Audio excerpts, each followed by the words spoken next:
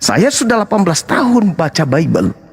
Saya tidak pernah membaca segaris kalimat pun ada keselamatan untuk orang-orang Kristen di dalam Bible, apalagi dalam Quran. Walladzina kafaru wa kazzabu bi ayatina ulaika ashabun nar hum fiha khalidun. Orang Kristen dalam Al-Quran kekal dalam api neraka. Nah, kalau di Bible ada nggak dia selamat? Nggak ada, Bang.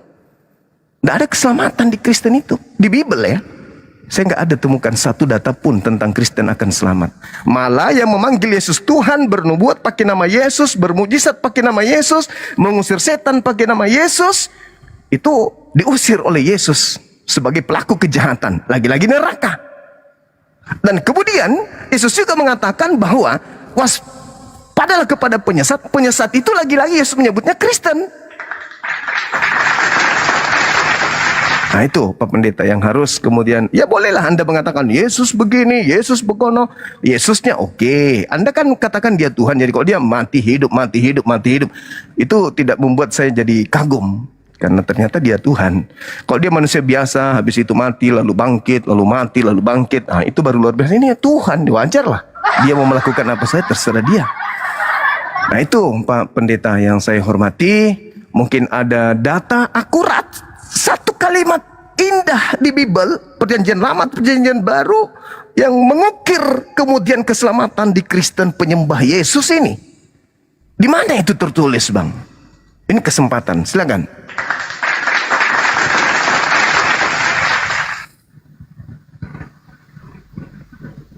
Pak Aron mau jawab atau Pak Pendeta dulu, Pak Pendeta Yunus dulu. Nanti setelah Pak Pendeta Yunus menjelaskan, giliran kalian berdua bertanya ke Islam. Dan Bapak Pendeta berdua bertanya ke Islam. Dijawab dulu pertanyaan Gurunda. Oke. Baik, terima kasih ya. Pertanyaan yang menarik ini, tapi jawabannya ya saya sudah ada ya. Ya, yang pertama, Kristen itu adalah kelompok ya. Tuhan itu tidak menyelamatkan kelompok, tapi Tuhan menyelamatkan pribadi ya. Kristen itu adalah kelompok pengikut Kristus ya, yang awalnya disebut kelompok yang ya sebagai bahan olokan ya. Tetapi sekarang kelompok itu menjadi kelompok yang besar ya, disebut pengikut Kristus, yaitu Kristen.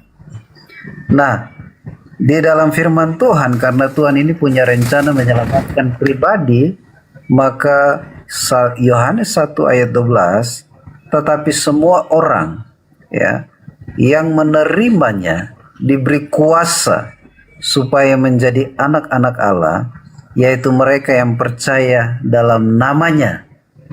Jadi Tuhan tidak menyelamatkan kelompok, tapi Tuhan menyelamatkan pribadi. Tuhan tidak melihat berapa besar kelompok kita, kecil atau besar kelompok kita, tapi hari ini siapapun yang menerimanya, dia mengangkat kita sebagai anaknya ya. Bukan Tuhan melihat banyak dan sedikit, tetapi hati yang mau menerima dia. Karena di sorga tidak ada kelompok Kristen. Di sana hanya ada kita akan menjadi malaikat-malaikat di sana sebagai penyembah Tuhan ya. Jadi sekali lagi ini yang perlu diluruskan. Tidak ada kelompok di sana, tetapi di sana hanya ada orang-orang yang percaya. Orang-orang yang percaya dan menyembah Tuhan. Ya, bukan kelompok yang menyembah, tetapi pribadi kita yang menyembah Tuhan. Makanya di dunia ini tempat latihan. Karena sampai di sorga kita disebut penyembah-penyembahnya Tuhan. Itu dari jawaban dari saya. Baik, Gurunda mau menyanggah dulu atau mereka langsung bertanya, mereka berdua? Saya sanggah dulu. Oke, baik, Kepador. Jadi di Kristen itu bagaimana mau selamat, Pak? Sedangkan Kristen itu bukan hamba Tuhan. Yang selamat itu adalah hamba Tuhan. Kristen bukan hamba. Coba Anda baca Galatia 4 nomor 7. Kalian bukan lagi hamba, tapi kalian adalah anak. Kalian adalah pewaris. Ya. Sementara yang selamat itu yang menghambakan diri kepada Tuhan. Sedangkan Kristen ini bukan lagi hamba Tuhan. Tapi yang ajaib bukan hamba Tuhan, tetapi di gereja menghambakan diri. Itu menghambakan diri kepada siapa? Orang Kristen bukan hamba Tuhan. Kalian bukan lagi hamba, melainkan anak. Jikalau kamu anak, maka kamu juga adalah pewaris. Tapi di gereja kalian menghambakan diri. Menghambakan diri kepada siapa? Jangan lagi kamu mau diperhamba. Kata Paulus di dalam Galatia 5 nomor 1. Kristus telah membebaskan, telah memerdekakan. Dari apa? Dari kuk penghambaan. Lah, membebaskan dari kuk penghambaan. Di gereja menghambakan diri kepada siapa? Gitu Pak. Jadi kalau saudara saya mengatakan bahwasanya Tuhan tidak menyelamatkan kelompok, Anda keliru lagi. Selalu Tuhan itu menyeru kepada kelompok. Shema Yisrael Adonai Elohenu Adonai Ahad. Aku menanamkan kemudian hukum perjanjian baru ke dalam batin setiap Bani Israel dan Bani Yehuda. Coba. Ketika berbicara mengenai domba, berarti dia berbicara mengenai Bani Yakub, kelompok. Yesus mempersyaratkan dalam Matius 5 nomor 20, jika hidup keagamaanmu tidak lebih baik dari keagamaan ahli Taurat, kamu tidak akan bisa masuk ke dalam surga. Jadi gimana mau masuk surga? Orang Kristen aja bukan agama. Sementara syarat masuk surga yang pertama adalah beragama, yang kedua agama itu harus lebih baik dari ahli Taurat. Dari agama ahli Taurat. Nah, Kristen bukan agama, ini aja gugur, apalagi ini. Apa pembuktiannya? Mohon maaf nih, bukan saya menggurui, tapi saya belajar. Baca Matius 23. Orang-orang Farisi ahli Taurat menduduki kursi Musa. Dengarkan apa yang mereka ucapkan. Tapi ingat, jangan mengikuti pekerjaan mereka. Kenapa? Karena mereka hanya berkata Torah, Torah, Torah, Torah. Tuhan, Tuhan, Tuhan. Tapi mereka tidak mempraktekkan. Hari ini Kristen berbicara mengenai Torah. Tapi lebih parah lagi karena digenapi, artinya Efesus 2:15, dengan matinya Yesus di atas tiang salib, Yesus telah membatalkan hukum Taurat beserta segala ketetapan atau hukum atau perintah atau ketentuan yang ada di dalamnya. Lalu bagaimana Kristen mau selamat? Syarat menjadi beragama aja kagak, menentukan hukum Tuhan saja enggak ada lagi hukum Tuhan yang menyebabkan kemudian mereka harus selamat. Makanya Paulus mengatakan, jika kamu mengharapkan ada kebenaran dalam hukum Torah, maka sia-sialah kematian Kristus. Jadi orang Kristen itu selamat karena kematian Kristus. Itu intinya. Jadi yang percaya terhadap kematian Kristus, itulah yang selamat. Artinya bahwa dalam hal ini, mohon maaf, iblis sangat berjasa terhadap keselamatan Kristen. Karena tanpa iblis, Tuhannya tidak akan mati, Tuhannya tidak akan dihianati, Tuhannya tidak akan digiring kepada penyaliban. Iblis sangat berjasa terhadap Pak Pendeta dan teman-temannya. Demikian. Ya, baik. Giliran Pak Pendeta untuk bertanya ke Gurunda. Pak Pendeta Arom juga boleh masuk, silakan. Tapi open cam Pak Arom. Ya. Terima kasih Pak Hos buat waktunya. Ya, saya ingin bertanya, apa yang jaminan keselamatan di dalam keislaman ini, jaminan keselamatannya? Adakah jaminan keselamatan? Tadi saya sudah menjelaskan di awal. Bismillahirrahmanirrahim. Zalikal kitabul la raiba fihi hudal lil muttaqin. Kitab Al-Quran ini tidak ada keraguan di dalamnya, petunjuk bagi mereka yang bertakwa. Alladzina yu'minuna bil ghaib, yaitu mereka yang beriman kepada yang gaib. Wa yuqimunas shalah, yang mendirikan salat, dan seterusnya. Apa kata Allah kemudian bagi mereka orang beriman? Ulaika ala hudam min rabbihim wa ulaika humul muflihun. Mereka ini adalah orang-orang yang beruntung.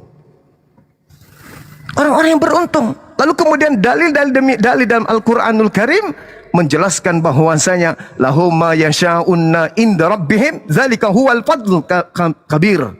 Mereka mendapatkan kemudian kehendak Allah dan apa yang mereka kehendaki di dalam surga, mereka akan mendapatkan karunia yang besar. Ini Al-Quran yang mengatakan. Walladzina amanu wa amilus solihat.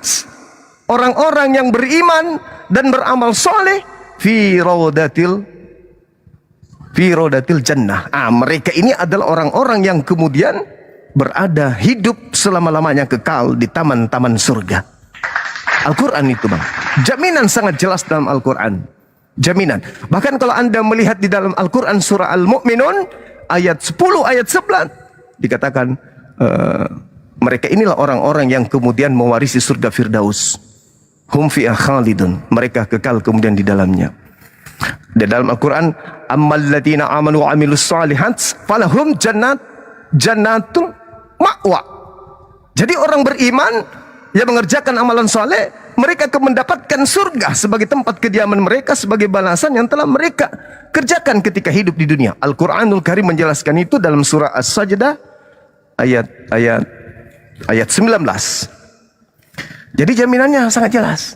Zalikal kitabul la raiba fihi hudal lil muttaqin. Siapa yang menjadikan Al-Quran ini sebagai petunjuk, maka dakhalal jannah, mereka akan masuk ke dalam surga. Al-Quran banyak menjelaskan ayat-ayat seperti itu. Nah, ini yang tadi yang saya minta kepada saudara, tapi nggak apa-apa. Ketika Pak Pendeta tidak bisa memberikan jawaban terkait satu kalimat indah jaminan surga bagi Kristen, ternyata tidak ada. Oke, lanjut. Baik, silakan. Pertanyaan selanjutnya mungkin Pak Pendeta Arom mau bertanya. Izin masuk ya, Bang Juma. Silakan. Ya, Bang Juma bilang tadi ayat Al-Qur'annya bahwa yang beriman beramal soleh dan mendirikan sholat, Bang Juma gitu ya. Gini, Bang Juma, berikrar syahadat pun itu diwajibkan untuk mendapatkan keselamatan itu kan. Iya. Begini, pada zaman Adam sampai Isa, apakah mereka berikrar? Jadi keselamatannya apa? Apakah pedomannya sama? Jadi gini bang, para nabi mereka diselamatkan sesuai dengan kadar ajaran yang datang kepada mereka. Nah, kadar ajaran yang datang kepada mereka kemudian mengakui bahwasanya Allah Tuhan yang mengutus mereka itu adalah Tuhan satu-satunya.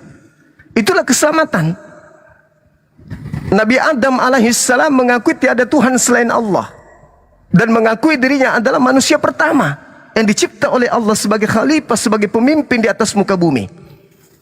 Itu. Pada zaman Nabi Ibrahim mengakui tiada Tuhan selain Allah dan dirinya adalah nabi, bapak para nabi yang diutus oleh Allah untuk kemudian keturunannya menjadi raja-raja bagi bangsa-bangsa. Jaminan keselamatan tadi Bang, kan Abang bilang tadi baca datanya bahwa mendirikan sholat dan berikrar itu jaminan keselamatannya kan? Orang beriman, kami umat Islam. Iya, zaman Nabi dulu nggak ada Bang yang mendirikan sholat, emang ada? Kata siapa? Yesus, Matius 26 nomor 39. Coba anda baca. Yesus sholat, para nabi sujud dalam beribadah. Mereka mengangkat tangan, memuji kepada Allah, sujud kemudian menghimpun ke tanah. Itu ibadah sholat. Apakah Yesus tidak sholat? Sholat. Coba anda baca dalilnya. Nah, sementara rangkuman daripada Al-Quran ketika jaminan keselamatan kepada umat Islam yaitu tadi. Alladzina yu'minuna bil ghaib wa yuqimunas shalah wa mimma razaqnahum yunfikun walladzina yu'minuna bima unzila ilaik wa unzila min qablik wa bil akhirati hum yuqinun. Seperti itu. Jelas itu dalam Al-Quran. Bahwa orang-orang terdahulu diperintahkan dalam surah Al-Maidah juga dijelaskan, inni ma'akum, aku akan bersama dengan kalian wahai Bani Israel. Bila mana kalian sholat, bila mana kalian menolong rasul-rasulku, maka aku akan mempersamai kamu. Tetapi apabila engkau ingkar terhadap janji ini, maka murkaku atasmu. Makanya mereka dilaknat. Nah, kesimpulannya jangan terlalu jauh kita mengarah. Coba anda baca Matius 26 nomor 39 ayat dulu. Benarkah Yesus itu sholat? Sholat. Apakah Kristen mempraktikkan ibadah itu? Sementara Yesus mengatakan, jika engkau mengasihi aku, Yohanes 14:12, maka engkau akan melakukan pekerjaan yang aku lakukan. Yesus sholat, kenapa kalian tidak sholat? Oke. Berarti tanpa berikrar sudah bisa. Begitu. Orang kalau berikrar, Bang, kalau orang sudah berikrar, nah inilah hebatnya Islam itu. Asyhadu, saya bersaksi tiada Tuhan selain Allah. Apa persaksiannya? Buktikan dong dengan praktek. Perintah Allah, dirikan sholat. Kalau kamu mempersaksikan tiada Tuhan selain Allah, apa perintahnya? Sholat. Makanya dalam Ulangan 11 nomor 1, mengasihi Allah itu adalah setia melakukan segala peraturan, ketetapan, hukum-hukum yang diperintahkan Tuhan melalui hambanya Nabi Musa. Itu. Gini Bang Juma, gini. Izin ya Bang Juma ya. Di surat Al-Imran bahwa agama Islam adalah agama yang diridhoi oleh Allah. Dan syarat untuk menjadi Islam adalah berikrar, bersyahadat, mengakui Tuhan itu satu dan Muhammad itu nabinya. Oke. Kasih saya satu data di mana orang pertama yang memeluk Islam yaitu Siti Khadijah itu berikrar, Bang. Oke. Jadi ketika umat Islam itu sholat, tanpa hendak harus disajikan kepada Anda Siti Khadijah hari ini jam sekian dia berikrar masuk Islam. Tapi ketika kemudian mereka beriman, mereka sholat itu sudah ikrar. Sholat itu ikrar, implementasi dari syahadat itu sholat, puasa, zakat, haji bagi yang mampu itu sudah isi syahadat. Apakah Siti Khadijah tidak sholat? Itu hal mustahil. Kan bersaksi itu harus ada saksi, Bang. Maksudnya? Ya namanya Kan berita sholat. itu kan harus ada saksi. Tanpa ada saksi juga nggak Saksinya? apa-apa.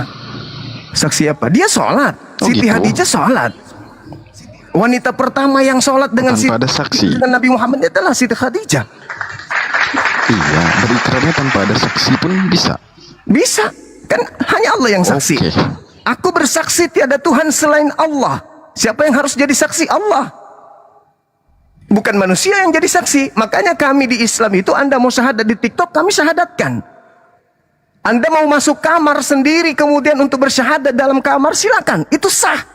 Kalau misalnya Bang Suma, saya masuk kamar, saya bersyahadat di dalam kamar seorang diri, kunci kamar, saya berikrar di dalam kamar sendiri. Apakah itu sah? Sah. Lalu kenapa harus ada saksi manusia? Untuk supaya orang-orang ketika Anda meninggal, Anda tidak dikuburkan secara Kristen. Karena orang-orang sudah menyaksikan bahwa ini saudara kita sudah Islam. Maka harus dikubur, diambil dari keluarganya untuk kita kuburkan secara Islam. Jangan dikubur secara agama non-Islam. Dan supaya dia ganti KTP sebagai KTP Islam. Supaya kebijakan-kebijakan pemerintah terhadap dia selaku umat Islam itu diberi kepada dia. Begitu saudara. Tapi kalau berbicara mengenai ikrar, tanpa ada saksi manusia pun boleh. Sebagaimana Nabi Muhammad, sebagaimana Yesus, sebagaimana Nabi Musa menerima wahyu dari Allah, tanpa saksi sah. Ya berarti nggak ada data bahwa orang pertama itu berikrar ya. Ya, saya nggak ada kewajiban untuk memuaskan Anda untuk memberikan data-data Siti Khadijah disaksikan oleh ini, nggak ada. Yang pasti Siti Khadijah adalah istri Nabi Muhammad dan beliau adalah salah seorang yang datang kepada Rabi Yahudi yang ada pada zaman itu, kemudian mengatakan bahwa suami itu, Nabi Muhammad itu, suami itu adalah seorang nabi. Setelah itu Siti Khadijah beriman enggak? Beriman. Berikrar enggak? Tiada Tuhan selain Allah, berikrar. Mengakui enggak Nabi Muhammad sebagai nabinya? Mengakui. Apa buktinya? Dia Islam. Apa buktinya? Dia sholat, dia puasa, berhaji bersama dengan suaminya. Apa perlu kesaksian? Tidak perlu. Sama seperti ketika Anda hadir di tengah-tengah rumah tangga, ada ayah, ada ibu. Apakah Anda jadi saksi? Apakah ada saksi melihat ayah ibu Anda melakukan sesuatu sehingga Anda lahir? Sehingga Anda yakin, saya nggak yakin bapak dan mama saya ini suami istri. Kenapa saya nggak melihat Anda melakukan? Itu celaka itu. Sebuah kebenaran tidak mesti ada saksi. Gitu. Justru sesuatu yang tidak benar supaya dipaksa menjadi benar, pasti dihadirkan banyak saksi. Tapi saksi bohong, saksi dusta. Makasih teman-teman yang ada di YouTube. Masya Allah, barakallahu fiik. Silakan. Saya menjawab dengan sederhana aja Bang ya, supaya bisa dipahami ya. Nanti kalau misalnya, oh saya mau mendalami Bang, nanti setelah ini boleh japri saya secara pribadi, boleh DM tidak bisa. Baik, tapi gini, Pak Bang Pendeta Yunus, apa dulu dilanjut Pak Pendeta Yunus, nanti gantian Pak Pendeta Aron. Oke, baik. Oke. Ada lanjut soalnya tadi sebenarnya. Ya udah lanjut Pak Ya Yunus. nanti gantian. Soalnya kalian berdua kan pendeta. Ya. Adakah pengampunan di dalam keislaman? Ya. Oh iya Bang, Jelas. di Islam itu perintahnya selalu bertaubat. Makanya kita diajarin sebuah kalimat astagfirullah, artinya permohonan kepada pencipta langit dan bumi agar dosa kita itu diampuni. Justru di Islam itu berbeda dengan Kristen. Di Islam itu hanya dengan bertaubat kepada Allah maka dosa-dosa kita diampuni. Makanya dalam Al-Quranul Karim surah At-Taqabun ayat 9, ketika manusia dikumpulkan nanti dihimpun pada hari kebangkitan, mereka yang beriman kepada Allah dan beramal soleh, dosa-dosanya akan diampuni oleh Allah. Kenapa? Karena mereka ketika hidupnya senantiasa melakukan amalan soleh, senantiasa bertaubat, memohon pengampunan kepada Allah, maka dosa-dosanya seluruhnya diampuni. Coba Anda baca Al-Quran surah At-Taqabun ayat 9. Di situ diterangkan dengan sangat jelas, yauma yajma'ukum yaumil jam'i. Jelas itu.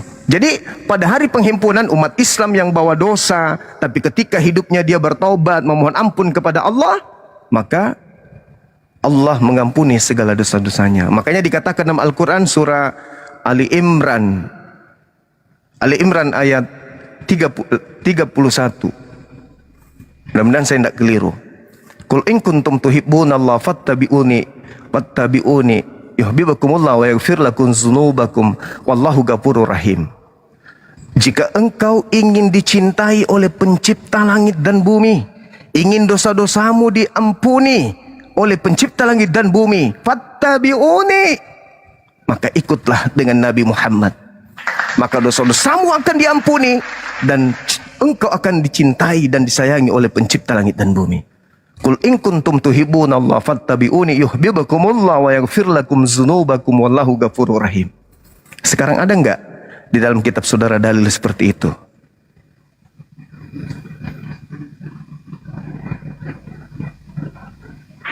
Ya, silakan Pak Pendeta Yunus.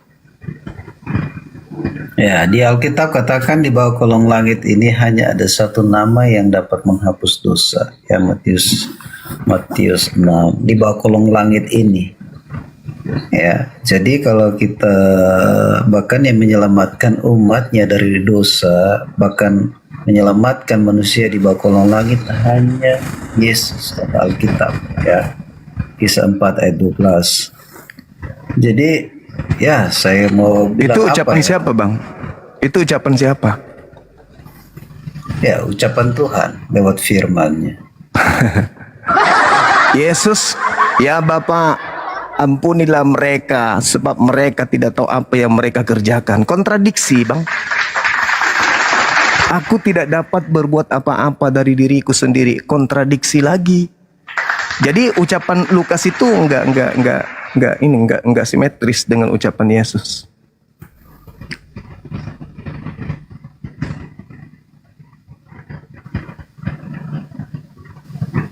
Saya tadi masih menunggu nih, mudah-mudahan dari Pendeta Arom, ada enggak jaminan keselamatan di Kristen itu? Itu loh yang penting, sebagaimana saya menjelaskan, wa yudkhilhu jannah tajri min tahtihal anhar khalidina fiha abada, zalikal fawzul azim. Itulah kemenangan umat Islam yang agung, bahwa mereka dimasukkan ke dalam surga dan mereka kekal di dalamnya. Nah, ada nggak di Kristen? Please, jaminan keselamatan yang saya temukan justru pengusiran dari Yesus. Bahkan ini loh, ini sederhana ya, karena kita ini bolehlah kita untuk saat ini disebut tokoh. Saya tokoh dari API, sahabat-sahabat saya dari Kristen, tokoh dari gereja. Ketika kemudian kami umat Islam ini beriman, ya taruhlah kemudian tidak ada nama di bawah kolong langit ini selain Yesus Kristus. Tapi ingat Bung, Yesus itu nama palsu. Yang benar itu adalah Isa. Ingat itu? Penambahan huruf Y dan J itu nanti di abad ke-17. Jadi nama yang sebenar itu adalah Iso. Penambahan us di belakangnya itu setelah masuk ke tubuh Roma dan Yunani. Yang pertama itu Iso. Dalam bahasa Arab Isa. Nah, tak ada nama. Berarti nama yang dimaksud Isa kan? Umat Islam itu beriman kepada Isa. Wa isqala Isa bin Maryam ya bani Israel inni rasulullahi ilaikum musaddiqan lima baina yadayya minat Torah wa mubasysyiran bi rasulin ya'ti min ba'di ismuhu Ahmad. Kami beriman. Nah, sekarang permasalahannya adalah ketika Nabi Isa dalam Islam kaidahnya jelas mengabarkan akan datangnya sang kekasih setelah dia, yaitu baginda Rasulullah Muhammad sallallahu alaihi wasallam. Nah, Yesus atau Isau, kalau belum ada penambahan Roma Yunani, berarti cuma Isau. Belum masuk ke Indonesia, berarti Isau. Nah, berarti Isau mengajarkan hal yang sama harusnya. Nah, sekarang permasalahannya adalah Nabi Isa mengajarkan akan datangnya Islam, akan datangnya Nabi Muhammad. Isau mengajarkan akan datangnya oknum. Nah, saya mencari data, saya di Bible, udah lama saya belajar Bible, saya mencari ada nggak lingkaran terhadap Nabi Muhammad, di mana lingkaran itu menceritakan tentang dia, Nabi Muhammad ini adalah sosok penyesat. Saya cari di Bible. Tapi mohon maaf nih, saya tidak temukan itu. Yang saya temukan penyesat itu bernama Yesus Kristus. Kata Yesus, waspadalah agar kalian jangan disesatkan. Nah, ucapan Yesus ini bukan kepada kelompok Kristen lagi-lagi. Itu yang membuat saya sedih. Ucapan Yesus ini kepada orang Yahudi di luar kelompok Kristen. Waspadalah agar kalian Yahudi jangan disesatkan. Sebab akan datang banyak penyesat memakai namaku. Dia tidak mengatakan penyesat datang memakai nama Nabi Muhammad. Dan dia tidak mengatakan dan berkata akulah sallallahu alaihi wasallam. Tapi penyesat itu mengatakan akulah Mesias, akulah Kristus. Nah, ketika teman-teman datang membawakan saya baju kaos, menghina Nabi saya, menghujat Tuhan saya menjadi letih, lemah. Benar-benar letih, lemah untuk merasakan betapa sakitnya hati ini. Tapi saya mencoba mencari, adakah kebenaran dari ucapan mereka? Adakah dasar ucapan mereka membenci kepada Tuhanku, membenci kepada Nabiku? Adakah dalam Bible? Ternyata dalam Bible itu tidak ada ungkapan kebencian terhadap Nabi Muhammad. Tidak ada ucapan agar berhati-hati kepada oknum yang bernama Nabi Muhammad, yang bergelar sallallahu alaihi wasallam. Justru yang harus diwaspadai oleh orang-orang Yahudi adalah penyesat yang memakai nama Yesus Kristus dan bergelar Kristus. Kata Yesus, mereka akan menyesatkan banyak orang. Nah, kemana hendak saya berpijak hari ini? Ketika tak ada hujatan di dalam Bible tentang Nabi Muhammad dan Allah Subhanahu wa Ta'ala, tapi ternyata ada yang harus dijauhi oleh orang-orang Yahudi, yaitu penyesat yang menggunakan nama Yesus Kristus. Maka muncul pertanyaan senantiasa, sahabat-sahabat, apakah penyesat menggunakan nama Yesus Kristus ini berhasil menyesatkan banyak orang sesuai dengan nubuatan Yesus? Kalau berhasil, kalau Yesus bukan pembohong, mutlak harus berhasil. Dan kalau berhasil, siapa kelompok banyak yang disesatkan dengan nama Yesus Kristus itu? Allahu Akbar. Silakan.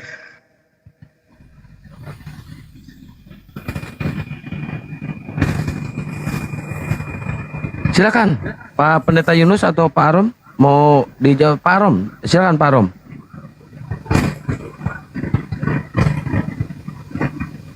Pak Arom. Iya, bentar. Ini macet nggak sih? Aman. Macet ya? Yang macet Aman itu ya? jawaban Bang Arom. Nggak pernah ngejawab. Itu jawaban. Apa itu? Sahabat Itu pertanyaannya apa? Sahabat. Nah kan? Bang Juma, pertanyaan tadi apa? Ketika sorry, tadi kemudian macet. Serius tadi macet. Oke. Oke, tunggu ya.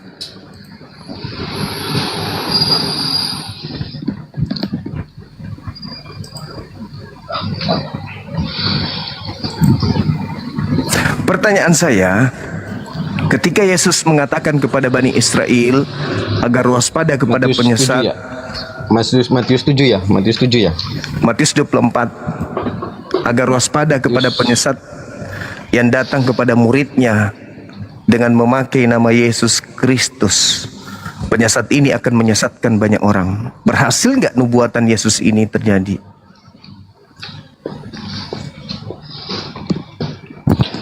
Oke, ini kita baca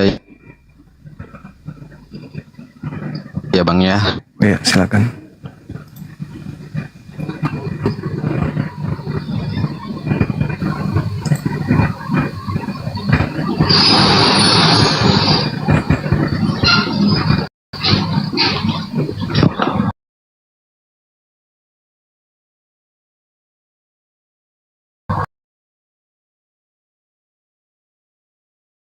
Oke.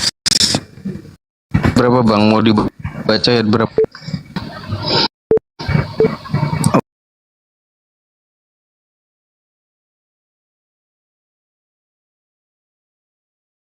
Tempat 5. Ayat berapa?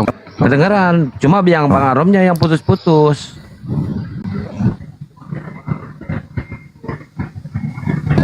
Bang Arom putus-putus suaranya.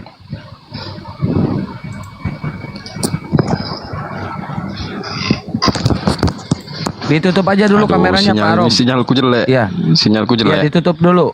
Kameranya ditutup dulu coba. Syukur. Oke. Matius 24.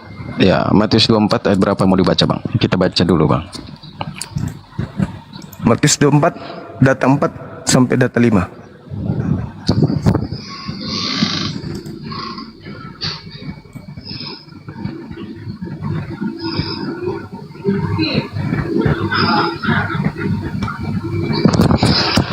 Oke, aku baca ya Bang ya. Iya. Jawab Yesus kepada mereka, waspadalah supamu, sebab banyak orang akan datang dengan memakai namaku dan berkata, akulah Mesias, dan mereka akan menyesatkan banyak orang. Kamu akan mendengar deru perang atau kabar-kabar tentang perang, namun berawas-awaslah, jangan kamu gelisah, sebab semuanya itu harus terjadi. Tetapi itu belum kesudahannya, sebab bangsa akan bangkit melawan bangsa, dan kerajaan melawan kerajaan, akan ada kelaparan dan gempa bumi di berbagai tempat. Oke. Akan tetapi semuanya itu barulah permulaan penderitaan menjelang zaman baru Bang. Oke ya, menjelang zaman baru ya Bang ya.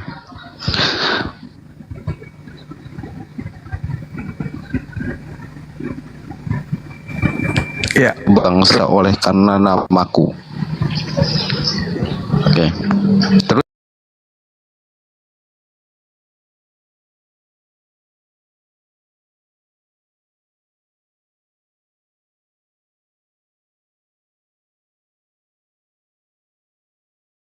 Terus yang mana? Yang mau di mereka waspadalah supaya jangan ada orang yang menyesatkan kamu.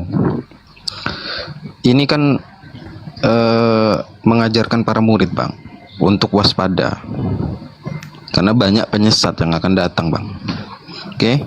Penyesat itu memang di dalam kekristenan pun ada yang menyesatkan menggunakan nama Kristen, menggunakan nama Yesus, tapi tidak sesuai dengan mengikuti sesuai pengajaran Yesus Kristus Bang. Penyesat itu datang memakai namaku. Iya betul Bang. Tapi tidak sesuai dengan pengajaran Yesus Kristus Bang yang dimaksud gitu. Jadi dia bawa nama Yesus Kristus tapi tidak sesuai dengan pengajaran Yesus Kristus itunya Bang. Iya, berarti penyesatnya ini ada kan? Yang memakai nama Yesus Kristus, penyesatnya ada, kan? Itu ada, di Islam atau ada. di Kristen? Di Kristen. Nah, di Kristen udah selesai kita. Iya, menggunakan nama Tuhan tapi untuk kepentingan pribadi Bang. Itu yang dimaksud Bang. Nah sekarang ada nggak kemudian Yesus mengajarkan bahwa murid-muridnya itu kudu wajib kemudian mengajarkan dirinya untuk mengajarkan dan menanamkan kepercayaan terkait dengan apa yang diajarkan oleh Kristen. Contoh, menuhankan dirinya, makan babi, tidak bersunat, ibadahnya minggu, menyembah 3 pribadi Tuhan. Ada nggak Yesus mengajarkan hal seperti itu? Oke, ku jawab semua itu Bang. Silakan. Di Matius 28 itu kan ada amanat agungnya ya Bang ya. Matius Gimana 28. ini? Mau gimana ini? Tadi ada suara siapa itu tadi? Lanjut. Ke distrik saya. Oke, di Matius 28 itu kan ada amanat agung. Itu perintah Bang. Untuk Perintah siapa itu? Yesus. Dari mana Anda tahu kalau itu Yesus? Sementara Sebentar, saya kan belum jelasin Bang. Oke, silakan.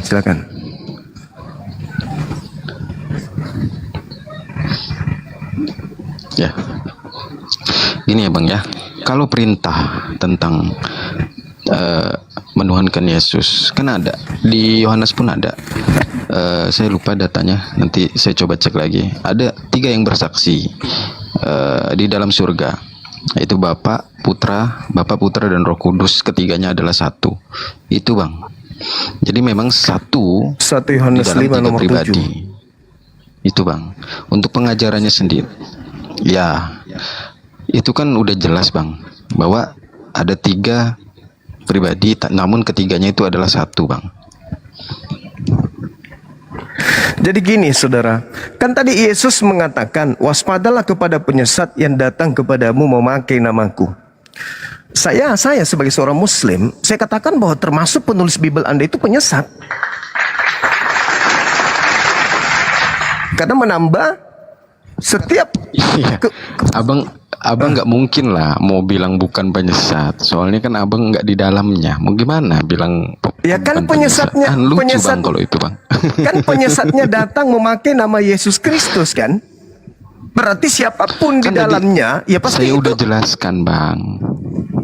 Saya kan udah jelaskan bahwa ada yang menggunakan nama dia cuman untuk kepentingan pribadi Bang. Pak Rom. Semua Kristen melakukan itu untuk kepentingan pribadi, makanya Kalau Kristen Bang itu Juma lagi dikatakan bukan ngejelasin, agama. Ya, kalau Bang Juma lagi ngejelasin jangan dipotong ya Pak Rom. Sampai selesai ya, sampai Itu tuntas bukan ya. agama. Dan saudara harus melihat juga nih, kalau misalnya Anda mengatakan itu pribadi-pribadi, tapi sudah mengatakan nama Kristus di situ, berarti sudah betul ada penyesat yang memakai nama itu kemudian. Dan ingat, terkait dengan apa yang Anda katakan tadi, Matius 28. Coba Anda lihat di data nomor 24-nya di Matius 24 itu. Sebab Kristus palsu, berarti oknum Kristus nih, akan datang melakukan tanda yang dahsyat. Dan mujizat-mujizat sekiranya mungkin menyesatkan orang-orang pilihan. Nah, ketika dia keluar dari kubur pada hari ketiga, mengaku apa? Mengaku Kristus. Keluar dari kubur itu apakah tanda dahsyat? Tanda dahsyat. Apa kata Yesus? Waspadalah kepada penyesat. Sebab Kristus palsu dan nabi-nabi palsu akan datang melakukan tanda yang dahsyat. Ketika kemudian Anda mengatakan Matius 28 perintah untuk menjadikan seluruh bangsa menjadi muridnya, ingat Yesus mengatakan dalam Yohanes 17:8, segala firman yang engkau berikan telah aku sampaikan kepada mereka. Telah aku sampaikan kepada mereka. Berarti tak ada lagi firman setelah itu. Karena semua firman yang menjadi porsinya Yesus sudah Yesus sampaikan kepada murid. Dan murid sudah menerimanya. Apa endingnya setelah murid menerima? Oh, Yesus hanya utusan Tuhan. Yohanes 17:8. Ada nggak di antara seluruh firman itu yang mengatakan pergilah ke seluruh dunia, jadikanlah seluruh bangsa menjadi muridku? Ada nggak? Nggak ada. Berarti ini adalah ucapan Kristus yang lain. Ada nggak ucapan Yesus di antara segala firman yang kuberikan kepada muridnya? Dia mengatakan, akulah Alfa dan Omega. Kepada aku telah diberi kuasa baik di surga maupun di langit. Ada nggak Yesus pernah mengatakan itu kepada muridnya? Nggak ada. Sementara Yesus mengatakan segala firman yang engkau berikan telah aku sampaikan. Telah. Berarti sudah tamat. Nah, muncul setelah itu kemudian hari ketiga keluar dari kubur, datang kepada Ananias, datang kepada Paulus, datang di Pulau Patmos, datang kepada Markus dan seterusnya. Itu siapa? Yang mengajarkan Paulus 13 buku, yang mengajarkan Lukas, Markus, penulis Matius dan juga Yohanes, itu siapa lagi yang mengajarkan dia? Sementara Yesus sudah menyampaikan segala firman-Nya. Endingnya, murid telah menerima. Dan endingnya, murid percaya kalau dia adalah utusan Tuhan. Makanya dikatakan dalam Yohanes 17:3, hidup kekal itu adalah mereka mengenal Engkau satu-satunya Tuhan, mengenal Yesus sebagai Tuhan atau utusan Tuhan? Sebagai utusan Tuhan. Tapi mereka yang mengaku Kristus ini mengajarkan Yesus Tuhan. Sehingga Anda pun mengambil 1 Yohanes 5 nomor 7, ada 3 yang bersaksi, padahal original teksnya tidak ada data itu, nggak ditemukan. Itu adalah tambahan. Sekira begitu, Bung. Ya, baik, Pak Ron, cukup ya, gantian sama yang lain. Pak dosen sebentar, Pak dosen. Sebelum ke Pak dosen, ke Pak Pendeta Yunus dulu ya. Pak dosen di mute dulu. Pak Yunus, silakan kalau mau bertanya. Udah. Jangan ini dulu Pak dosen, santai. Pak Pendeta Yunus, silakan. Ya, terima kasih Bos banyak dan saya akan turun karena melanjutkan tugas. Jadi pertanyaan, apakah Islam akan selamat kedatangan Tuhan yang kedua kali? Ya, itu aja. Oke. Jadi kedatangan Yesus yang kedua kali itu sebagai saksi. Coba Anda baca di dalam Yohanes 12 nomor 48. Itu akan membantu Anda memahami bahwa Islam ini akan dibenarkan kelak oleh Yesus. Coba Anda baca tuh, Yohanes 12 nomor 48, apa kata Yesus? Barang siapa yang menolak aku dan tidak menerima firmanku, dia sudah ada hakimnya, yaitu perkataan yang pernah aku ucapkan. Perkataan itulah kelak yang akan menjadi hakimnya di akhir zaman. Ada enggak perkataan Yesus, sembahlah aku, sehingga kami tidak menyembahnya, maka kami dihukum. Justru ketika Yesus datang, Anda yang dihukum. Pada hari terakhir nanti banyak orang akan memanggil aku Tuhan, Tuhan, Tuhan. Pada saat itulah aku berkata kepada mereka, enyahlah daripadaku, kalian semua pembuat kejahatan. Aku tidak mengenal kalian. Kenapa demikian? Karena teori praktek dalam kehidupan Kristen, rutinitas keagamaannya sama sekali tidak berdasar terhadap perkataan-perkataan Yesus ketika Yesus datang kepada kaumnya Bani Israel. Barang siapa yang menolak aku, tidak menerima perkataanku, dia sudah ada hakimnya. Itu, siapa hakimnya Pak? Perkataan-perkataan Yesus ketika Yesus mengajar selama 3 tahun ke tengah-tengah Bani Israel. Bagaimana mungkin Islam akan dihukum oleh Yesus?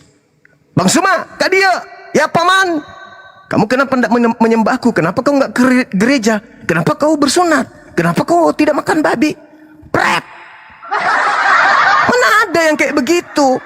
Yang Yesus akan hakimi adalah Matius 5:19, Matius 19, 16, 17, 18, Yohanes 17 nomor 3, Yohanes 12 nomor 49 nomor 50, Yohanes 14 nomor 12. Itu yang akan dihakimi oleh Yesus. Yang tidak mendengarkan perkataannya, itulah yang dihakimi. Termasuk murid-muridnya yang durhaka kepadanya, itulah dihakimi. Yesus mengatakan, Yesus berpesan kepada ke-12 muridnya agar jangan ke bangsa lain, melainkan ke bangsa dari domba-dombaku yang sesat dari umat Israel.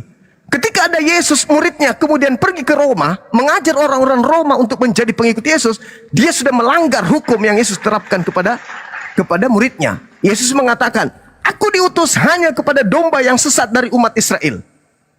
Nah, itu pola yang akan Yesus jadikan sebagai landasan pijakan untuk menghakimi di akhir zaman.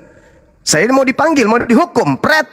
Kau dengan mulutmu sendiri mengatakan kau diutus hanya untuk Bani Israel. Betul atau tidak? Betul Bang Suma. Ya sudah, kau tidur sana.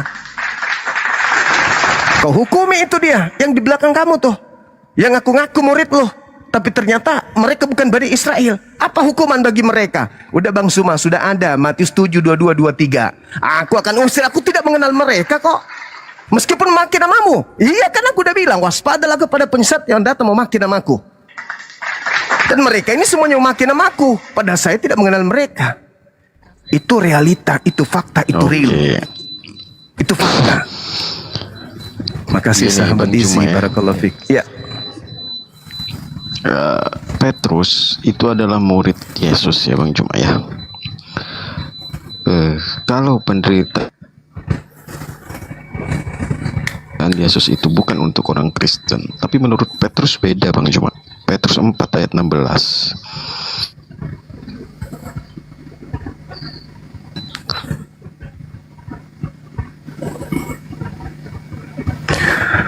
Saya tidak mendengarkan Ia suaranya. memuliakan Allah. Itu Sedikit dulu ucapan Bang murid Juma. Yesus, Kan Bang Juma. sebentar dulu. Diajak diskusi yang agak apa lah kan. Kalau Bapak ini kan dia juga dari sana dia bicara. Bentar, lu dosen agak melambat tapi nggak dia. punya adab ya. Bukannya salam dulu apa dulu, ini dosen kayak gini apa sih? Ini biarin dulu, ini lagi diskusi loh. Saya bawa Petrus 4 ayat 16 Bang Juma ya. Silakan. Itu Petrus itu adalah murid selama pengajaran Yesus hidup ya, Bang Juma ya. Iya. Kali ini baik bicara. Petrus murid Sebagai orang Yesus. Kristen, maka janganlah ia malu.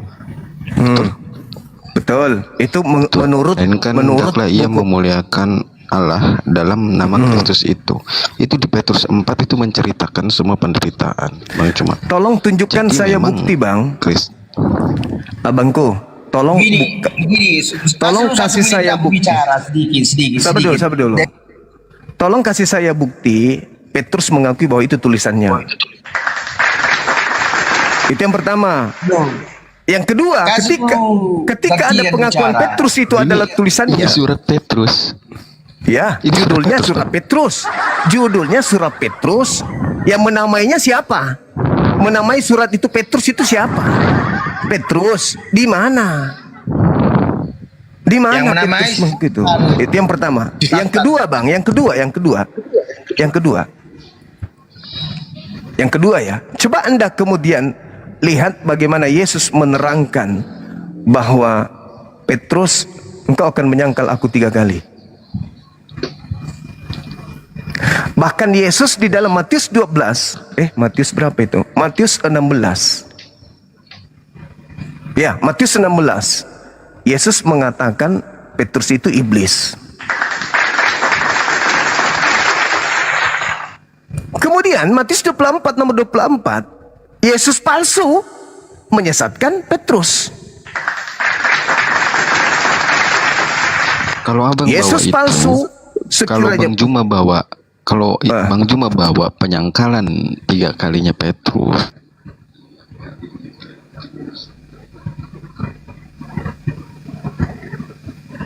Suara dia sinyalnya kayaknya Gurunda. Tuh, putus dia. itu dosennya naikkan lagi kembali. Iya. Dosen apologet kan? Iya, gini, dosen Bang Juma. STT Kalau dia Bang di Juma, Niat, dosen STT Niat. Suruh naik sini. Ya, gimana?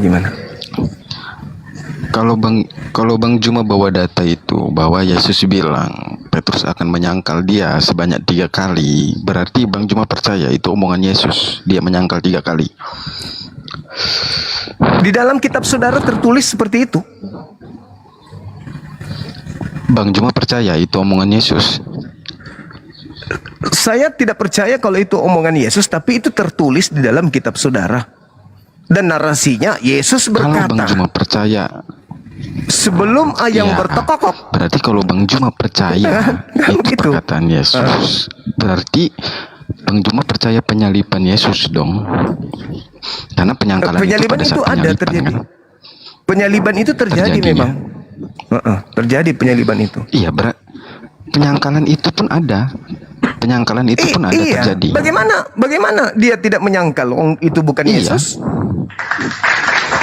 Engkau akan menyangkal aku. Nggak mungkin, Bang.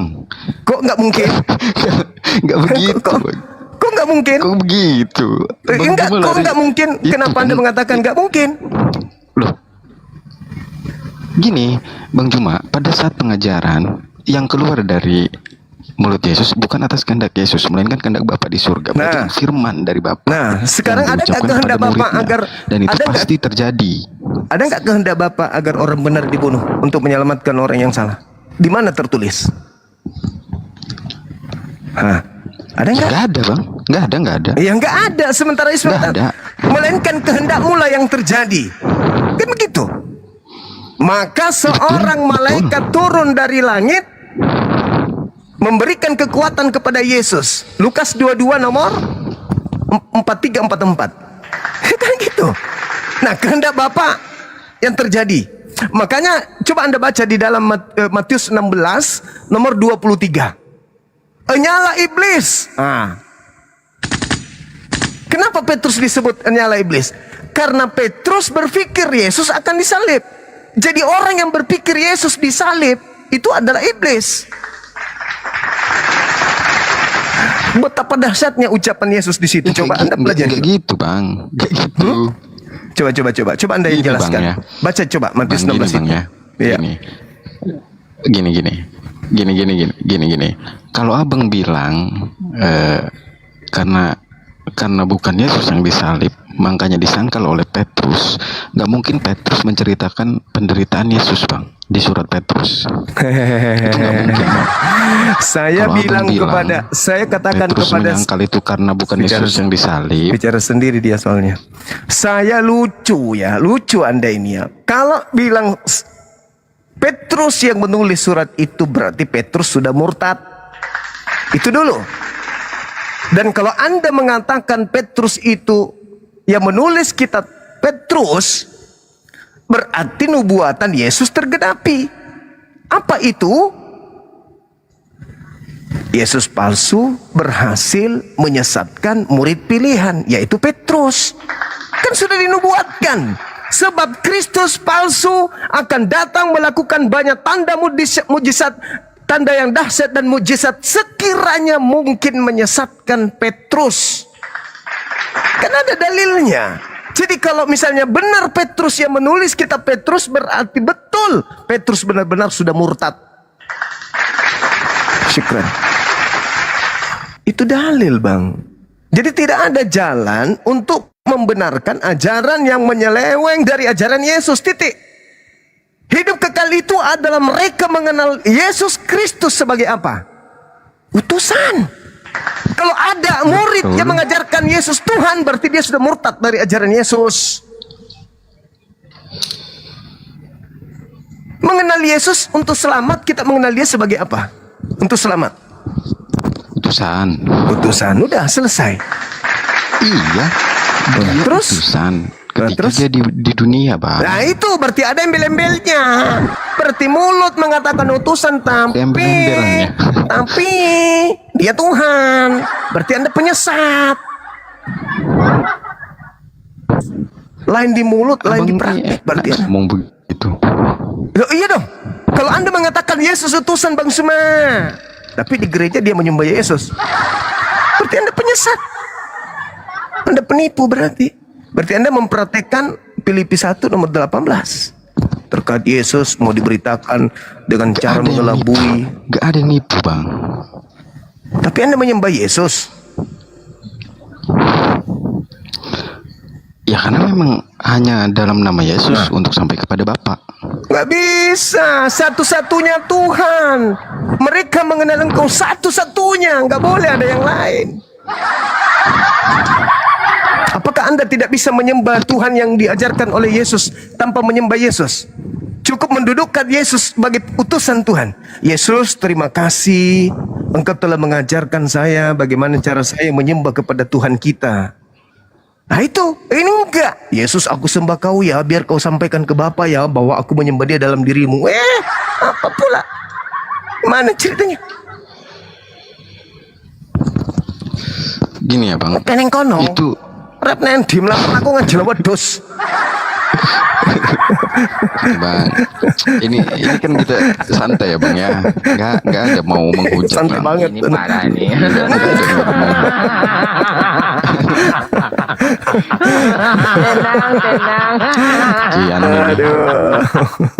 Jadi gini bang, kan ini sesuai Alkitab bang. Di Petrus berbunyinya seperti itu sesuai datanya bang, yang saya tadi tunjukkan. Bahwa memang pengajaran dari Petrus seperti itu. Petrus kan muridnya bang. Gitu loh. Jadi jangan lagi framing itu benar Petrus, itu beneran surat Petrus. Enggak begitu bang. Kan memang tertulisnya begitu surat Petrusnya. Kalau saya enggak begitu saudaraku. Kalau saya konsentrasinya, saya sebagai seorang muslim pun mendudukkan semua perkara diskusi, entah konsep apapun, itu selalu mengarah ke Yesus. Saya tidak pernah tergantung oleh siapapun itu. Yesusnya yang menjadi acuan saya. Kenapa? Karena Yesus mengatakan, Kalau kayak gitu waspadalah ya kepada Yesus pusing palsu. juga. Kenapa jadi pusing? Jangan pusing dong. Jangan pusing. Iya bang, gini loh bang, itu kan Alkitab kita bang, kita yang pegang. Oke, Itu yang kita saudaraku. baca. Saudaraku begini. Ketika Anda membaca Yohanes 3 nomor 16, dengarkanlah dia. Siapa dia itu?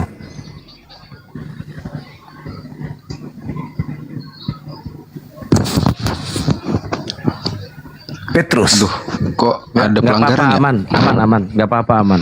Nanti Dengarkanlah dia. Dia siapa? Petrus. Aman ini.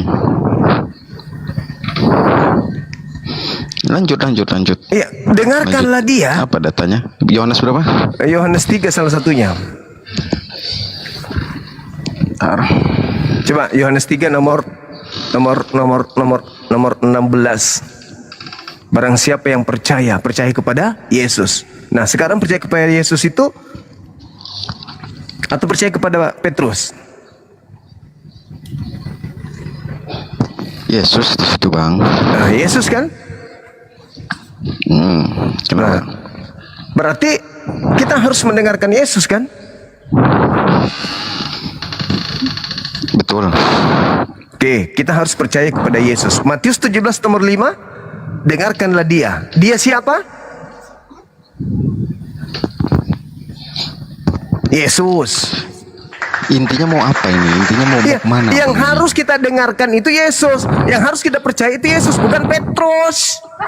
Ya kan dia muridnya bang. Dia yang dipilih jadi rasul. Rasulnya kan Petrus. Kalau murid sudah bertentangan dengan Yesus, apa masih bisa didengar? Apanya yang bertentangan? Kan mereka ketemu. Yesus berkata kepada Petrus, jangan ke bangsa lain. Matius 10 nomor 5 nomor 6. Lah, Matius 28 abang nggak Nah pakai. itu kan ada Kristus palsu, kan udah kubilang.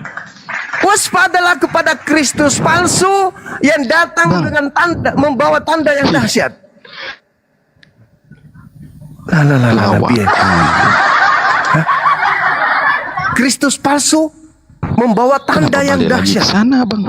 Lah harus. Iya. Nah, nih, kutanya dulu saudara, ada nggak potensi murid-murid Yesus murtad?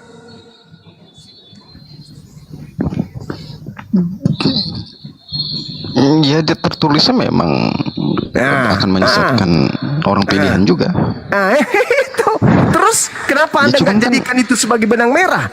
Ketika Yesus mengajarkan A, tapi murid mengajarkan Z, kenapa nggak jadikan sebagai benang merah? Aduh gimana ya bang ya? Abang ini Kalau sih, saya diulang lagi, tetap diulang percaya lagi, ya. kepada Yesus, Bingung saya tetap jelasinnya. mendengarkan Yesus. Saya tidak mau mendengarkan Petrus ke, Potros ke, saya nggak mau. Saya nggak mau tahu itu. Karena Yesus memberikan ruang. Ingat kata Yesusnya. Ketika kemudian orang berpikir tentang penyaliban akan terjadi terhadap Yesus, maka Yesus sendiri mengatakan, "Enyala iblis." Bayangkan itu. Oke, jamaat pertama itu didirikan oleh siapa bang? Jamaat jamaat pertama didirikan menunjuk Petrus. pertama untuk jamaat pertama itu siapa? Petrus. Tapi kan atas perintah Yesus kan? Iya. Iya. Ya berarti kan nggak salah dong. Apanya? Ya, justru karena itu. Coba Anda baca. Di atas batu karang ini akan kudirikan jemaatku, dan maut tidak akan mengambilnya. Kan gitu.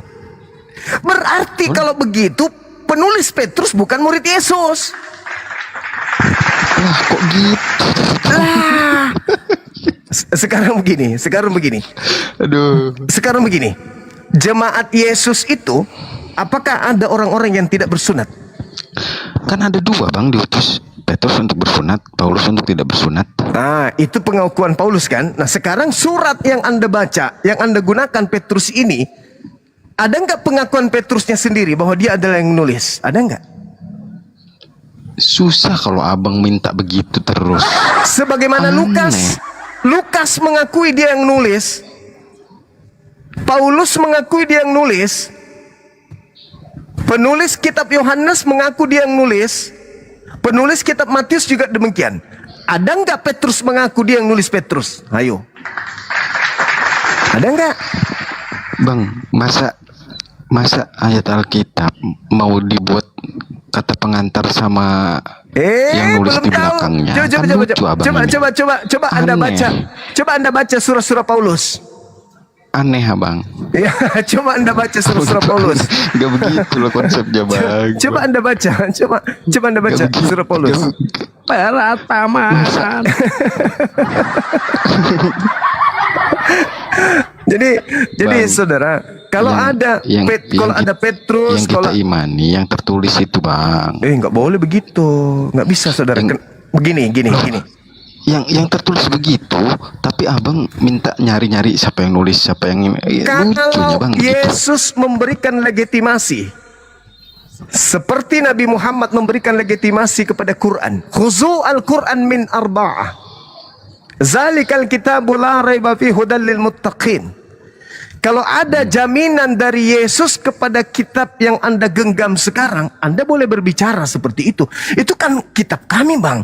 Itu kan kami imani sebagai kitab suci. Bagaimana mungkin Anda mau merubah itu? Itu kalau Yesus memberikan legitimasi kepada kitab tersebut. Masalahnya adalah kitab yang Anda imani sebagai firman Tuhan, sebagai yang Anda anggap sebagai firman Tuhan, Yesus tidak mengenal penulis. Yesus tidak memberikan legitimasi. Yesus tidak. Mana Anda bisa percaya?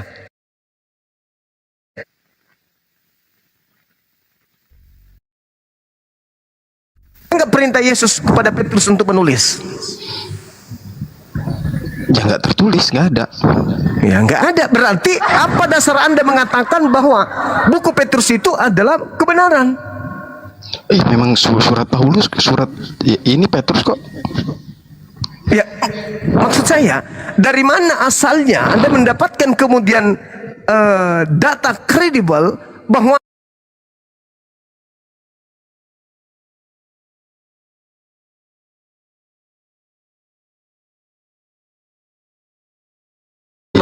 Penderitaan di situ. Anda baca Matius 23 deh.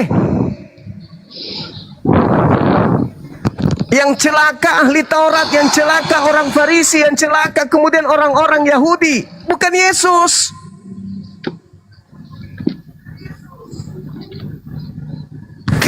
Tidak ada nubuatan celaka bagi Yesus. Yesus itu orang mulia. Yesus itu orang suci, terkemuka di dunia dan di akhirat. Orang yang sangat dilindungi oleh Tuhan, yang nggak mungkin Yesus tersentuh. Jangankan dibunuh, kena panu pun Tuhan tidak izinkan. Camkan itu. Tidak ada kecelakaan bagi Yesus, nggak ada. Beliau itu manusia yang sangat dimuliakan oleh Tuhannya. Coba Anda baca Yohanes 17, nomor 1, nomor 2. Ya, kemuliaan yang kumiliki di kehadiratmu sebelum dunia ada. Bagaimana mungkin kemuliaan menjadi kutukan? Berpikirlah bang. Yesus itu dimuliakan Tuhan sebelum dunia ada. Tiba-tiba nafsunya Kristen dia dikutuk. Itu udah ku jawab kan. Yang menghilangkan kutuk itu dari kutuk Taurat bang, bukan Yesus yang jadi kutuk. Masalah generasi. Sebab ada tertulis, terkutuklah di orang yang digantung. Orang yang digantung pada zaman itu siapa? Kalau punya salah, iya. Kan dia nggak bersalah. Nah terus kalau dia nggak bersalah terus dia digantung, berarti salah gantung. Untuk menghilangkan kutuk dari Taurat bang. Bagaimana Abang nggak paham? Saudaraku, Ulangan 27 nomor 26, terkutuklah orang yang tidak melakukan hukum Taurat. Kenapa pula Tauratnya yang harus dikutuk? Kebalik kalian punya konsep agama itu. Orang yang tidak ada yang sanggup bang. Kata siapa? Saudara salah. Paulus sendiri mengatakan dalam hal melakukan hukum Taurat, aku tidak bercacat. Paulus sang pembunuh mengaku tidak bercacat Kan dalam menjalankan orang, bang. Banyak orang, banyak. Paulus mengaku tidak bercacat. Ya, Paulus Paulus rasul bang, wajar lah. Ya Paulus yang mengajarkan makan babi, menyembah manusia pun mengatakan tidak bercacat, kita loh kok. Menggantinya menjadi hari Minggu, bla bla bla bla bla. Mengaku tidak bercacat. Solusi di dalam kenapa ada imamat 1 nomor 2, saudara? Kenapa? Karena kalau kamu tidak sanggup menjalankan hukum Torah, kamu menjalankan hukum Torah, tapi kamu melakukan dosa, apa solusinya? Korban hewan. Sederhana bukan? Kenapa? Mana pendeta Yunus tadi? Kenapa saya ditinggal ini? Pusing dia. Pusing dia kabur. Pusing. Bukan, Bang Juma ini muter-muter di situ aja udah dijawab. Saudaraku begini. Saya udah jawab loh bang. Saudaraku begini. Di dalam kitab Tawarik 7:14 itu diterangkan bahwasanya ketika hambaku mencari wajahku lalu mereka meninggalkan kesalahan dosa-dosa mereka, berpaling dari kesalahan mereka lalu mencari jalan, aku mengampuni Gini aja, dosanya dari langit. Kan gitu. Pertanyaan Gini saya, aja, Bang, tunggu ya. dulu, pertanyaan saya. Apakah Tuhan pencipta langit dan bumi mampu menghapus dosa kita tanpa penyaliban? Ya mampu aja. Mampu, udah selesai. Selesai. Kok selesai? Ya Anda tinggal habis ini Anda tinggal mandi junub, mandi besar, habis itu Anda wudhu, angkat tangan, ya Rob, pencipta langit dan bumi, ampuni segala dosa-dosaku. Terhapus gak? Ya kalau kelakuan kita nggak sesuai nggak terhapus lah bang. Anda bertobat, Anda memohon ampun. Pertobatan hanya dalam baptis bang. Kok ketawa lagi? Aduh, Anda ngerti nggak? Kalau Anda dibaptis itu berarti Anda coba baca di dalam Galatia 4:27, coba Anda baca. Benar nggak itu? Galatia 3 nomor 27. Coba Anda baca. Benar nggak itu yang saya katakan? Coba. 3 Coba Anda baca. Galatia nomor 7 ayat 7. Coba. Iya. Galatia 3:27. Bahwa mereka yang hidup dari iman, mereka itulah anak-anak. Oke. Galatia 3:27, Camone. Karena kamu semua yang dibaptis dalam Kristus telah mengenakan Kristus. Nah, justru kalau saya dibaptis, saya menjadi Kristus palsu. Ayo, Kok bisa? Ya enggak lah. coba Anda Bang. baca lagi Maksudnya pelan-pelan. itu. Baca. Ini saya jelasin ya. Ayat Nah, itu coba, ya. coba Saya jelasin ayat itu ya. Nah, Bang. jelasin. Karena Baca dulu kamu baru. semua yang dibaptis, ya ini saya baca. Karena kamu semua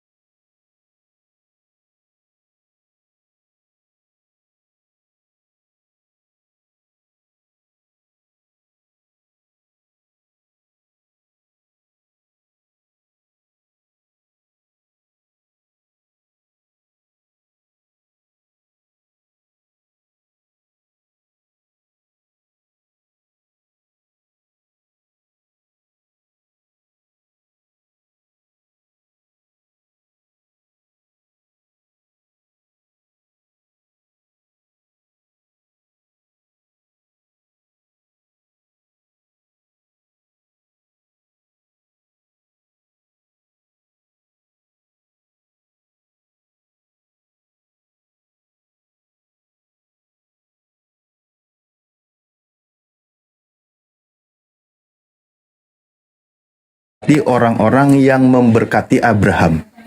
Akulah Kristus, berarti benar dong kata Yesus. Itu beda lagi, Bang. Itu beda lagi. Tadi udah ku jawabnya yang itu. Loh, Kenapa balik lagi? Kalian kan memakai nama Kristus, benar nggak? Kalian mengenakan Kristus kan?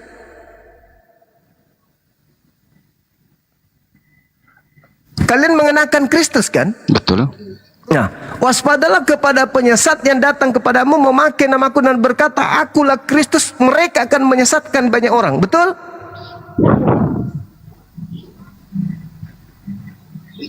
Betul. Nah, siapa sekarang yang memakai Kristus?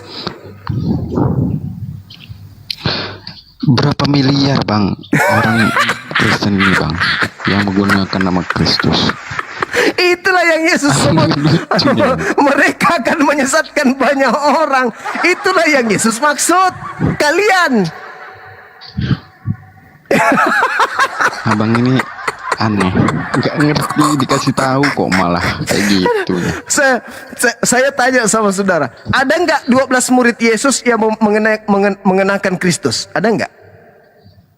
Ini ke-12 murid loh. Ada nggak di antara ke-12 murid yang mengenakan Kristus? Nggak ada. Terus kenapa kalian mengenakan Kristus? Bang, maksud mengenakan Kristus di situ jalan hidupnya sama seperti Kristus, Bang. Nah, Kristus. sekarang pertanyaan Gitu saya, loh, Bang. kalau jalan kalian sama seperti Kristus, Kristus menyembah Kristus nggak?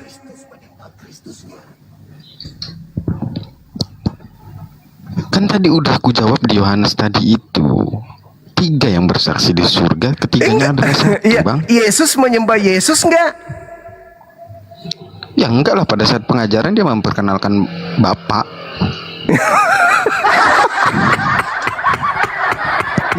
Yesus Apa yang makan babi muter-muter? nggak?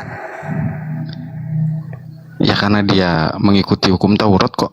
Katanya hidup sama seperti Kristus hidup. Gimana sih? Kok jadi beda sekarang? Nah, hidup seperti Kristus, mengenakan Kristus, Bang, hidup di seperti Galatia, Kristus. Di Galatia matinya Kristus di tiang salib membatalkan hukum Taurat, Bang. Jadi kita Kata siapa? terbebas dari hukum Taurat. Kata siapa? Rasul Paulus. Berarti kalian mendengar Paulus kan? Bukan mendengar, karena kan itu yang Matius 15 Matius 15 yang harus didengarkan itu Matius 17 nomor 5 yang harus didengarkan Yesus, bukan Paulus. Kata Yesus nih, Matius 5 nomor 19. betul, Bang. Betul. Barang siapa yang mengajarkan orang lain untuk meniadakan hukum Taurat, maka dia akan menempati tempat terhina dalam kerajaan langit. Barang siapa yang menghilangkan hukum Taurat. Anda percaya dalil itu? Betul. Paulus mengajarkan menghilangkan enggak? Menghilangkan. Ini parah ini. Masalah generasi. Kata Yesus menempati mana? Tempat terendah atau tempat tertinggi? Tenang. Dia membebaskan kita, Bang, Iya. dari kotor hukum Taurat itu. Siapa yang mengatakan itu? Gimana ya?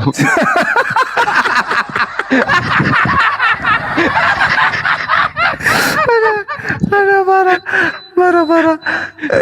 Barang Ada pembahasan lain nggak, Bang? Jangan muter-muter aja, Bang ini. Kan udah dijawab ini. Kenapa jadi muter-muter? Ada parah ini saudara saya ini. Barang siapa yang mengajarkan meniadakan hukum Taurat meskipun yang paling terkecil, maka dia akan Betul. menempati tempat terhina. Berarti Paulus ini menempati tempat yang mana? Karena sudah dibatalkan ketika dia mati, Bang. Lah, tertulisnya begitu, Abang ini. Ini kacau, Abang.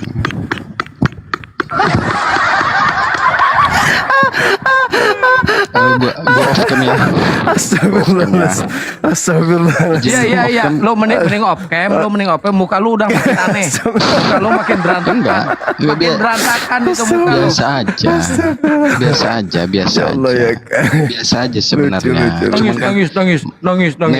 memang Bang Juma kan hanya baca tapi kan mengartikan sendiri. Kita ya. Kita kalau mengartikan data atau ayat yang tertulis enggak. Jadi Itu caranya. Jadi gimana caranya? Barang siapa yang meniadakan hukum Taurat meskipun yang jelas, paling terkecil, lalu mengajarkan kepada orang lain Oke, pada saat pengajaran itu kan sebelum dia akan menempati tempat terhina. menebus kutuk hukum Taurat, Bang. Sebelum dia menebus hukum Taurat, kutuk hukum Taurat, Bang. Ucapan itu kan sebelum dia disalibkan, Bang. Iya. Nah, Yesus mengatakan Lukas 16:17, lebih mudah langit dan bumi lenyap daripada setitik dari hukum Taurat itu batal. Betul. Datang Paulus. Betul, Bang, betul. Datang Paulus Bukan mengajarkan. datang-datang, Bang. Bukan datang-datang, Bang. Bukan datang-datang. Tapi Kan jelas data itu setelah kematian Yesus di tiang salib, selain menghapuskan dosa manusia, dia juga menghilangkan kutuk hukum Taurat, Bang. kata Itu, siapa? Bang. Kata siapa? Kok kata siapa? Memang tertulisnya begitu. Iya, kata siapa? Kata siapa Tertulis lagi? itu kata siapa? Rasul Paulus tuh dipilih, Bang. Orang yang dipilih.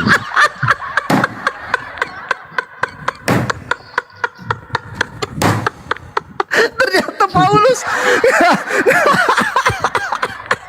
Kacau penonton.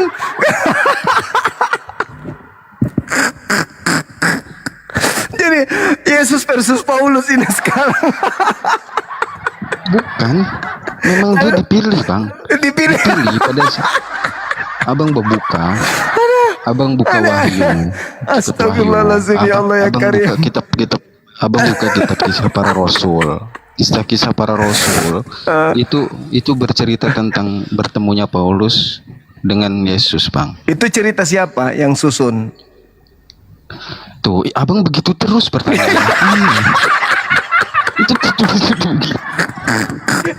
Muka lu makin berantakan. Muka lu makin berantakan, sumpah. Yesus mengatakan Yohanes 6 nomor 70, bukankah aku yang memilih, engkau yang 12? Dan di situ tidak ada Paulus. Aduh, sakit perutku ketawa. Pada saat mau ke Damsik, Bang. Pada saat mau ke Damsik itu baru terpilih. Terpilih. Alasan terpilihnya kan ada. Astagfirullahaladzim. Yesus sudah tak ada. Kok dia dipilih lagi? Yesus tak ada lagi di situ. Roh kebenaran kan datang, Bang. Setelah itu Yang datang Yesus kan akan kepada Paulus meminta atau roh kepada Bapa, kebenaran? roh kebenaran. Yang datang kepada Paulus siapa? Roh yang datang itu, Bang. Iya, Roh siapa yang namanya? Siapa namanya roh Cahaya, kebenaran? Bang. Cahaya. Iya, siapa? Yesus. Lah, Yesus. kata Yesus yang datang roh kebenaran, bukan dia. Ya memang kalau dia yang datang harus dengan kemanusiaannya, Bang. Aduh, parah. Kalau dia yang datang harus dengan kemanusiaannya, Bang. Tubuh kemuliaan. Berarti Kalau bukan dia yang datang. Roh, Bang. Roh Bukan kebenaran. Yesus. Kenapa bisa nyimpulin begitu? Adalah benar jikalau aku pergi, sebab kalau aku tidak pergi, maka roh kebenaran itu tidak akan datang. Aku harus pergi dulu. Maka yang datang Bang, roh setelah aku kebenaran pergi. itu dari sang sumber. Betul, dari sang sumber, Kebenaran betul. itu datang dari Iya, sang tapi sumber. bukan Yesus. Betul. Tapi bukan Yesus. Yohanes 16 Itulah yang datang. Yohanes 16 nomor 7 nomor 8 adalah lebih baik jikalau aku pergi. Sebab kalau aku tidak pergi, roh kebenaran itu tidak akan datang. Nah, menurut Yesus yang datang setelah dia pergi ada 4. Ada 3. Ini 4 apa 3 sih? 1, 2, 3. Tiga. Yang pertama adalah Yesus palsu yang datang. Yang kedua adalah roh kebenaran. Yang ketiga di penghujung penutup Yesus asli. Jadi akan ada 3 yang datang menurut Yesus. Yang pertama si palsu ngaku Yesus. Kemudian yang kedua adalah roh kebenaran. Yang ketiga adalah Yesus asli. Yang datang kepada Paulus ini yang pertama nih, Yesus palsu.